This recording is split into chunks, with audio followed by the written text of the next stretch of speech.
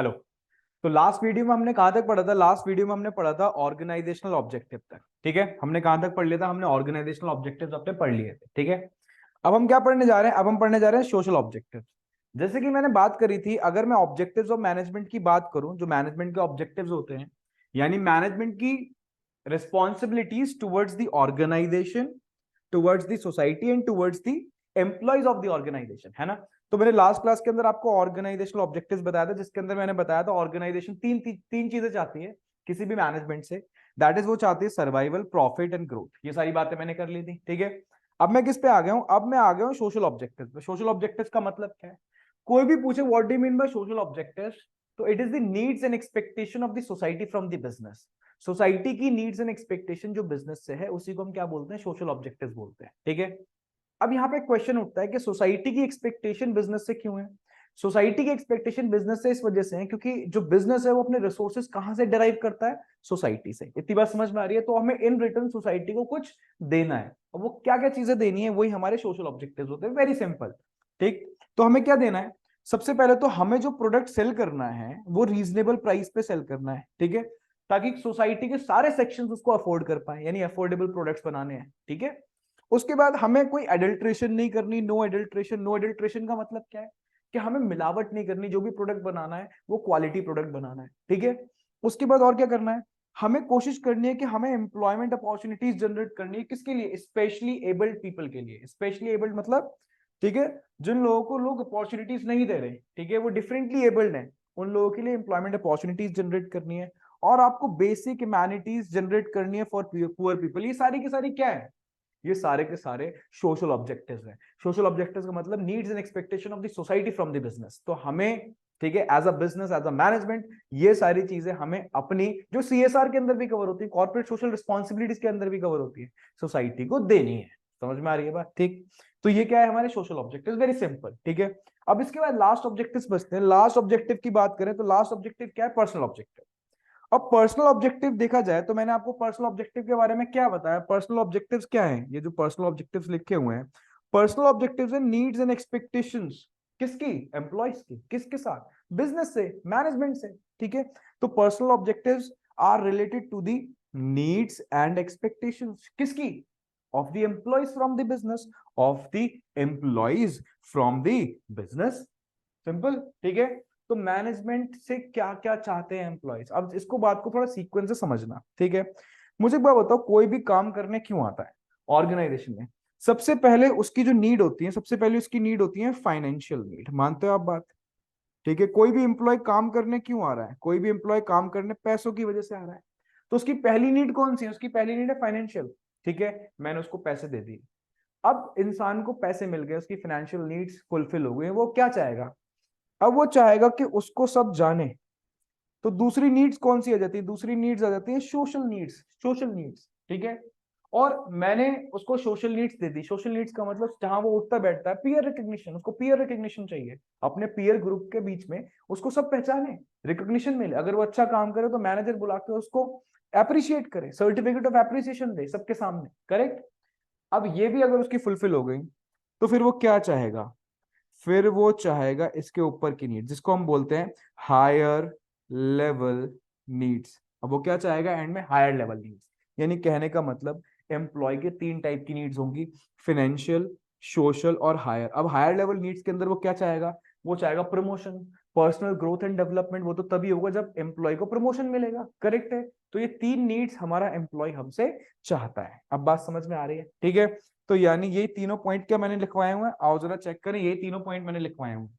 देखो यहाँ पे लिखा है financial needs, social needs and higher level needs. समझ में आ गई बात? फाइनेंशियल नीड्स के अंदर एग्जांपल क्या लिखेंगे? कंपेटिटिव रेम्यूनरेशन, उसको अच्छी सैलरी मिलनी चाहिए।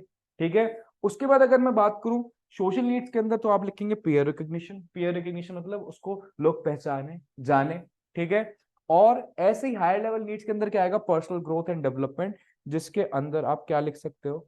आप लिख सकते हो प्रमोशन। वो क्या चाहता है? वो प्रमोशन चाहता है। सिंपल। क्लियर है ना? ठीक, अब आगे चलते हैं। यानी मैं इसको समराइज कर दूं, हमने अभी टॉपिक क्या पढ़ा? Objectives of management. Objectives management के तीन पार्टी के टुवर्ड्स हैं, ऑर्गेनाइजेशन, सोसाइटी एंड पर्सनल। ठीक है, पर्सनल मतलब एम्प्लॉइज। ठीक, तो organisational objectives survival, profit, growth. Social objectives, selling the product at reasonable price, no adulteration, generation of employment opportunities for specially abled people and development of basic amenities for poor people. ऐसी employees के अंदर बात करें personal objectives के अंदर, तो it relates with needs and expectation of employees from the business. ठीक है, तो इसके अंदर तीन बातें आएंगी, financial needs, social needs and higher level needs. Clear है? तो अभी तक हमने क्या कर लिया, अभी तक हमने मैनेजमेंट की डेफिनेशन, मैनेजमेंट के फीचर्स और मैनेजमेंट के ऑब्जेक्टिव्स कवर कर लिए। इसी तरीके से सारी वीडियोस के अंदर मैं कवर करता चला जाऊंगा पूरा सिलेबस बिजनेस स्टडीज का। ठीक है, तो आपको क्या करना है, आपको सीक्वेंस से पढ़ाई करनी है। आपको आना है, अगर आपको नोट्स नहीं है आपके पास तो आप क्या करो, वीडियो पॉज करके लिख लिया करो, मैं यहाँ पे पढ़ाता तो रहता हूँ। ठीक है, पूरी स्लाइड चलती रहती है। और फिर भी अगर आपको नोट्स चाहिए तो आप क्या करो, आप मेरे को कमेंट बॉक्स में जाके अपनी मेल आईडी क्या कर दो, मेल आईडी कमेंट कर दो, मैं उस पर आपको नोट्स फॉरवर्ड कर दूंगा। और मैंने आपको एक बात और बताई है कि मैं टेलीग्राम चैनल बनाने जा रहा हूँ जहाँ पे मैं सारा स्टडी मटेरियल शेयर करा करूंगा। ठीक है, तो आपको क्या करना है, आपको कॉन्टिन्यूटी मेंटेन रखनी है। जब भी वीडियो आए तो वीडियो से इंटरेक्ट करना है। इंटरेक्ट का मतलब कॉमेंट करना, आपकी जो भी रिक्वायरमेंट है, कुछ क्वेश्चन है, ठीक है, वो भी कॉमेंट करना है। क्लियर है? अब मैं नेक्स्ट टॉपिक पे चल रहा हूँ। नेक्स्ट टॉपिक क्या है हमारा, वेरी इंपॉर्टेंट टॉपिक, इसके ऊपर भी केस स्टडीज बनती है। ठीक है, चलो एक काम करते हैं आगे चलने से पहले, ठीक है, एक दो केस स्टडीज पढ़ते हैं। ठीक है, अब जैसे केस स्टडी है हमारे सामने, केस स्टडी है, ऑब्जेक्टिव की केस स्टडीज लेते हैं। ठीक है, चलो ऑब्जेक्टिव की केस स्टडी तो नहीं है, एक काम करते हैं, आओ जरा एक मैं इफेक्टिवनेस और एफिशिएंसी केस स्टडी ले रहा हूँ। ठीक है, जो मैंने फर्स्ट वीडियो के अंदर आपको पढ़ाया था, जिसको नहीं पता एफिशिएंसी और इफेक्टिवनेस क्या होता है, ठीक है, वो पहले जाके फर्स्ट वीडियो देखे, फर्स्ट वीडियो के बाद समझे इस बात को। देखो यहाँ पे क्या लिखा है, ठीक है, देखो पहली बात एनसीईआरटी का क्वेश्चन है। अब है क्या ये, क्वेश्चन बोल रहा है कि वैभव गारमेंट्स लिमिटेड, एक कंपनी है वैभव गारमेंट लिमिटेड, वो उसका टारगेट जो है, टारगेट ऑब्जेक्टिव जो है वो कितना है, 10,000 शर्ट्स का पर मंथ, एक महीने में उसको 10,000 शर्ट्स बनानी है। ठीक है, और कॉस्ट क्या आनी चाहिए, 150 रुपए आनी चाहिए, 150 पर शर्ट।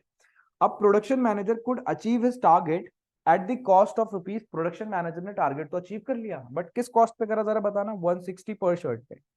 अब 160 पर शर्ट पे करा, वो पूछ रहा है do you think that production manager is effective, बताओ प्रोडक्शन मैनेजर क्या इफेक्टिव है। टारगेट तो अचीव कर लिया, ठीक है, देखो लिखा है टारगेट क्या कर लिया उसने अचीव, बट उसने क्या कर दिया, उसने खर्चा बढ़ा दिया, तो क्या इफेक्टिव है, yes he is effective but he is not efficient. कैसे, इफेक्टिव का मतलब क्या होता है, completion of work with in a given period of time, and efficiency का मतलब क्या होता है, completion of work with minimum cost. Cost तो बेचारा कम नहीं कर पाया, कॉस्ट तो उसको कितनी करनी थी बताओ जरा, 150, और उसने कितने पे अचीव करी जरा बताना, 160 पे। 150 तो 150 पे उसको क्या करना था, टारगेट कंप्लीट करना था, बट उसने कितने पे करा, 160, कॉस्ट बढ़ा दी, एफिशिएंट नहीं है। बट एक महीने में 10,000 शर्ट प्रोड्यूस करनी थी, एक महीने में उसने 10,000 शर्ट प्रोड्यूस कर दी, ही इज इफेक्टिव। समझ लो, तो इस तरीके से केसेस आते हैं। अब मैं जो आपको टॉपिक पढ़ा रहा हूँ उसकी केस स्टडीज भी लेता रहूंगा। ठीक है, एक दिन मैं क्या करूंगा, जैसे आपको टॉपिक पढ़ा रहा हूँ कंप्लीट करूंगा, एक दिन सिर्फ केस लेके चलेंगे। ठीक है, एक वीडियो के अंदर सिर्फ केस स्टडीज लूंगा, आपको कैसे इंप्लीमेंट करने, जो मैं टॉपिक्स पढ़ा रहा हूँ मैं सारी चीजें कंप्लीट कराता जाऊंगा। ठीक है, और ये जो कंटेंट मैं पढ़ा रहा हूँ इस तरीके से पढ़ा रहा हूँ कि आपको सीयूईटी में भी काम आए, आपके बोर्ड्स एग्जामिनेशन और सीयूईटी दोनों को मैं पैरेलल लेके चल रहा हूँ। तो आप अगर वीडियोस देख रहे हैं तो एक तीर से दो निशाने हो रहे हैं यहाँ पे, समझ रहे हो बात को, एक तीर से दो निशाने, दो निशाने का मतलब एक आपके बोर्ड्स एग्जामिनेशन, एक आपका सीयूईटी एग्जामिनेशन, दोनों कवर हो रहे हैं। क्लियर है? आओ जरा अब अपने नेक्स्ट टॉपिक पे चलते हैं। नेक्स्ट टॉपिक क्या है, नेक्स्ट टॉपिक है हमारा लेवल्स ऑफ मैनेजमेंट। ठीक है, अब लेवल्स की अगर मैं बात करता हूं तो देखो ऑर्गेनाइजेशन के जो लेवल्स हैं, देखो यहाँ पे पहले टॉपिक पे आओ, लिखा है लेवल्स ऑफ मैनेजमेंट। अब लेवल्स की बात अगर करी जाए तो लेवल्स का मतलब क्या है, ठीक है, लेवल्स का मतलब ऑर्गेनाइजेशन एक पिरामिड की तरह, ये पिरामिड दिख रहा है आपको, देखो ये पिरामिड दिख रहा है। अब इस पिरामिड में मैंने क्या बना रखा है, इस पिरामिड में देखो कुछ टॉप लेवल, कुछ मिडिल लेवल और कुछ लोअर लेवल। ठीक है, कुछ लोग यहाँ पे हैं, कुछ लोग यहाँ पे हैं, और कुछ लोग यहाँ पे हैं, करेक्ट है। बट मैं बोल रहा हूँ क्या मैं इसको ऐसे बिल्डिंग की फॉर्म में भी तो बना सकता था, मैं इसको एक ऐसे बिल्डिंग की फॉर्म में बना देता, ठीक है, और ऐसे तीन उसके ऊपर फ्लोर बना देता, है ना। मैंने इसको बिल्डिंग की फॉर्म में क्यों नहीं बनाया, मैंने इसको पिरामिड पे क्यों बनाया, ढंग से सुनना, पिरामिड क्यों बनाया जाता है। पिरामिड ये रिप्रेजेंट करता है कि टॉप पे हमेशा फ्यू पीपल होते हैं, थोड़े लोग होते हैं, समझ रहे हो बात को, उससे ज्यादा कहां पे होते हैं, मिडिल लेवल पे, और सबसे ज्यादा लोग कहां पे होते हैं, लोअर लेवल पे, इसलिए हम पिरामिड बनाते हैं। ठीक है, अब हमें समझना पड़ेगा ये टॉप लेवल, मिडिल लेवल और लोअर लेवल ऑफ मैनेजमेंट है क्या। आओ जरा सबसे पहले टॉप लेवल की बात करते हैं, पहले जो मैं बोल रहा हूँ उसको सुनना, फिर जो मैंने लिखवा रखा है उसको भी रीड कराऊंगा। जब भी आपके सामने टॉप लेवल ऑफ मैनेजमेंट की बात हो, जब भी आपके सामने टॉप लेवल ऑफ मैनेजमेंट की बात हो रही है, ठीक है। तो हमेशा ये वो लोग हैं who think about the entire organization, ये पूरी ऑर्गेनाइजेशन के बारे में सोचते हैं हमेशा, ठीक है। ऑर्गेनाइजेशन के प्रॉफिट के बारे में, ऑर्गेनाइजेशन के एक्सपेंशन के बारे में, कौन ऑर्गेनाइजेशन के अंदर काम करेगा कौन नहीं करेगा, यानी जो भी सोचते हैं ये हमेशा ऑर्गेनाइजेशन की वेलफेयर के बारे में सोचते हैं। They think about the entire organisation, ठीक है। वैसे कौन से लोग हैं? CEO, chief executive officer, COO, chief operational officer, CMO, chief marketing officer, CFO, chief financial officer, ठीक है। MD, managing director, president, vice president, chairman, ये सारे के सारे लोग कहाँ पे हैं? ये सारे के सारे लोग टॉप लेवल ऑफ मैनेजमेंट है, and they think about the entire organisation, ठीक है। पूरी ऑर्गेनाइजेशन के बारे में सोचते हैं।